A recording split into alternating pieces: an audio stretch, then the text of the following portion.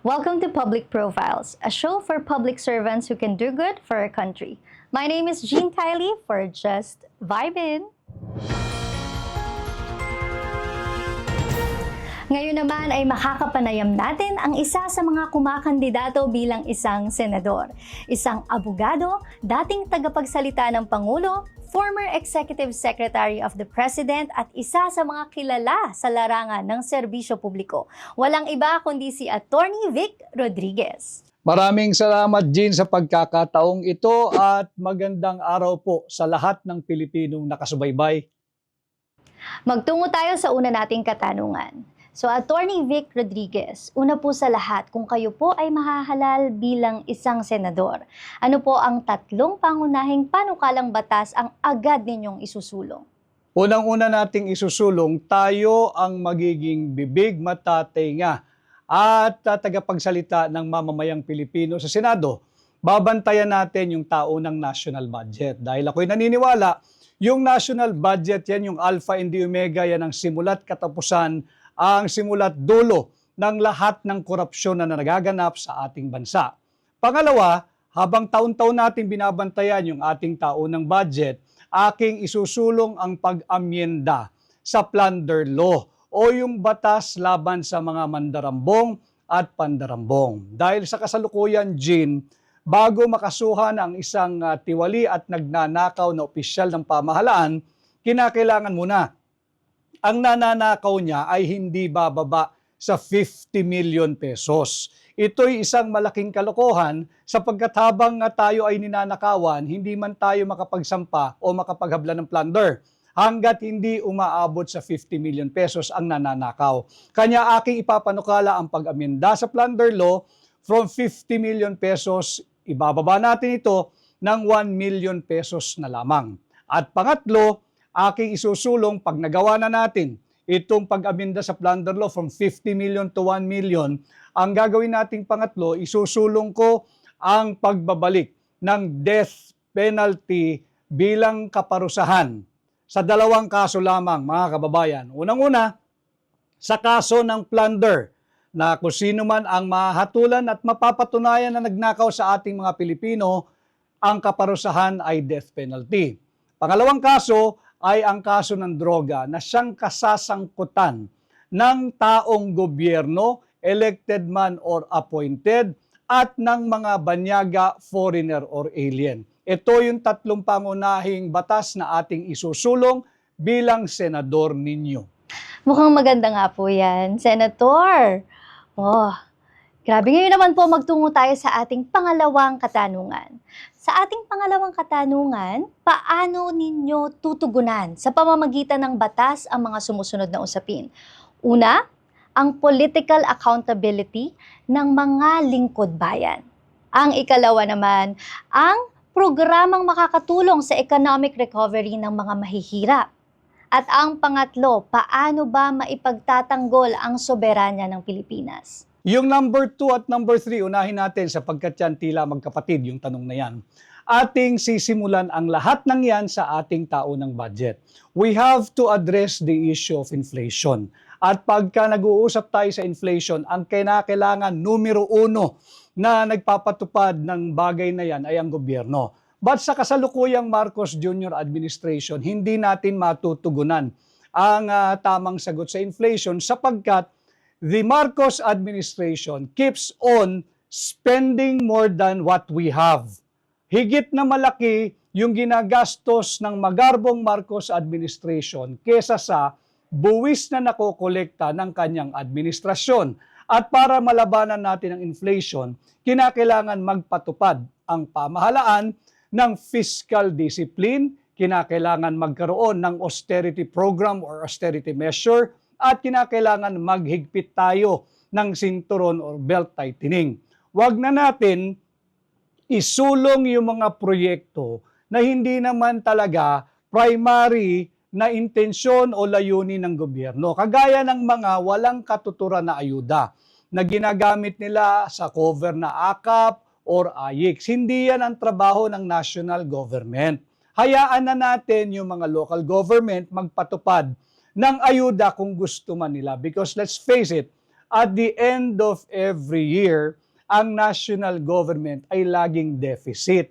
Kung iahambing mo sa mga local government units, at the end of every year, ang mga local government units ay laging surplus. So, patupad natin ang fiscal discipline, ang austerity program at belt tightening. At doon naman sa una ninyong tanong, yung political accountability, ito rin ang isinusulong ng hakbang ng maisog, ang aming social movement na humihingi ng transparency and accountability. Kitang-kita sa kasalukuyang administrasyon, yung Marcos Jr. administration, salat ang ating mga mamamayang Pilipino sa transparency and accountability. Kanya ating ipapatupad ang batas para sa lahat, anuman ang iyong estado. Malakas ka man, makapangyarihan o ordinaryong Pilipino. Yan ang tugon para makasingil tayo pagdating sa issue ng transparency and accountability. Ngayon naman, Attorney Vic Rodriguez, kung kayo po ang tatanungin, sino po si Vic Rodriguez bilang isang public servant at bilang isang pribadong mamamayan? Katulad ng aking natura nung ako ay naghain ng aking certificate of candidacy, sa simula ako ay isang independent candidate at sinabi ko nga, naging aking pahayag na ninanais kong maging independent candidate sapagkat ang katapatan ni Attorney Vic Rodriguez ay tanging sa Republika ng Pilipinas lamang at ang nais kong kapartido ay kayo, mamamayang Pilipino, hindi kung sinong oligarko o kung sino mang politiko. At si Vic Rodriguez ay isang Pilipino, abogado, maisog. At sa pribado naman, ako ay kagaya ng mga ordinaryong ama. I always spend time with my family, with my children. At ang aking pangarap, hanggat malakas ang aking katawan, ay mabigyan sila ng kalidad na edukasyon. At yan yung lumaki kasi ako, Jean, na yan ang laging pangaral ng aking ina, na yan lamang ang isang bagay na taging maipapamana niya na hindi pwedeng nakawin ng kung sino man, ang kaalaman, ang karunungan, ang edukasyon. Pahabol na tanong po sa ating question number 3, bakit po dapat kayong pagkatiwalaan ng ating mga botanteng Pilipino? Yung pagtitiwala sa tingin ko, ibinibigay ko at iniiwan sa kamay ng sambayan ng Pilipino. Ako ay palagi ang malaya at kusang loob na nagpapasukat, nagpapatimbang, nagpapakilatis, nagpapakilala.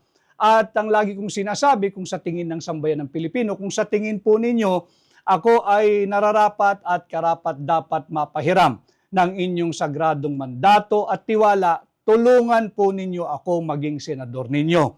At kung sakali naman na sa inyong pagsusukat at batayang gagamitin, makikita niyong hindi ako nararapat mapahiram ng inyong sagradong tiwala, mandato at boto, wala po tayong samaan ng loob, wag po niyo akong tulungan. Subalit, gamitin natin ng tama ang ating karapatang bumoto, pumili tayo ng mga tamang taong ilalagay natin sa tamang pwesto bilang mga leader natin ngayong May 12, 2025. Magtungo naman tayo sa ating ika-4 na tanong. Kung kayo po ay papalarin na manalo, Attorney, paano ninyo iingatan ang inyong sarili mula sa tukso na balikan ang mga gumawa sa inyo ng masama at sa halip ay unahin ang pagpatupad sa inyong pangako sa kampanya? Wala akong hinagpis sa aking puso eh. Yung ginawa sa akin, I treat that as really a process para higit tayong maging mabuting tao, maging mabuting Pilipino. At kung sakasakali nga na tayo ay mapapahiram ng sagradong mandato ng sambayan ng Pilipino, malinaw lalo, mas lalong lilinaw na meron tayong responsibilidad na maglingkod sa sambayan ng Pilipino, hindi para makipag-away kung kanino o maging benggador o habulin yung mga nanira sa atin nung araw. Alam ng taong bayan ang katotohanan and I am very confident sa aking mga nagawa nung ako ay nasa serbisyo at alam ko naman na iba na ang panahon ngayon with the advent of social media, people can see through one's authenticity and genuineness. So hindi ko problema yung mga maling bintang, maling paratang, basta tayo naririto nag-aalay ng ating serbisyo, ng ating sarili sa mamamayang Pilipino. At the end of the day, kayo po, mamamayang Pilipino, ang mamimili kung sino ang dapat maupo sa Senado. Wow, sana talaga maipatupad po ninyo yung mga napakagandang platapormang nabanggit po ninyo sa amin. At ngayon magtutungo na tayo sa ating huling katanungan. Hindi po maiiwasan, syempre, na ang ilan ay mag-isip at magkomento sa mga bagay-bagay na naririnig natin at nababalitaan. Ngayon po, ano po ang maaari ninyong sabihin sa ating mga kababayan para mahuli ang kanilang kumpiyansa? Una-una, hindi ko dapat patulan yung mga ganyang haka-haka sapagkat kagaya nga ng sinabi ko kanina, ako ay malayang nagpapasukat, nagpapakilala, nagpapakilatis, nagpapatimbang. At I think that is more than enough measure for the people to measure me at sukatin ako ba'y karapat dapat pagkatiwalaan. At yung mga nagpapakalat naman ng mga maling balita at uso ngayon yan, hindi lamang dahil yan na ang nagiging trend, kundi halalan din.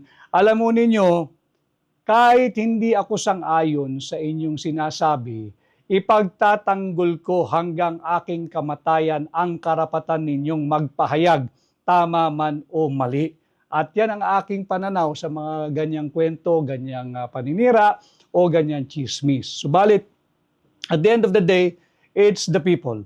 No amount of effort to try to convince the Filipino people, hindi mo makukumbinsi ang taong kumbinsidong hindi ka dapat pagkatiwalaan. At wala rin namang amount of effort ang kinakailangan para kumbinsihin ang taong kumbinsido na ikay nararapat, ikay totoo, ikay tapat, at ikay dapat mapahiram ng kanilang sagradong mandato, boto at tiwala. Maraming salamat po, Attorney Vic Rodriguez. Ngayon, baka meron po kayong mensahe para sa ating mga mamamayan. Unang-una, maraming salamat muli sa pagkakataong ito at sa mamamayang Pilipino, huwag po ninyong kalilimutan, number 56 sa balota, Attorney Vic Rodriguez, Pilipino, abogado, maisog senador ninyo.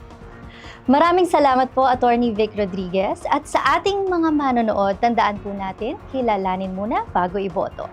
Once again, my name is Jean Kylie for Just Vibing para sa Public Profiles.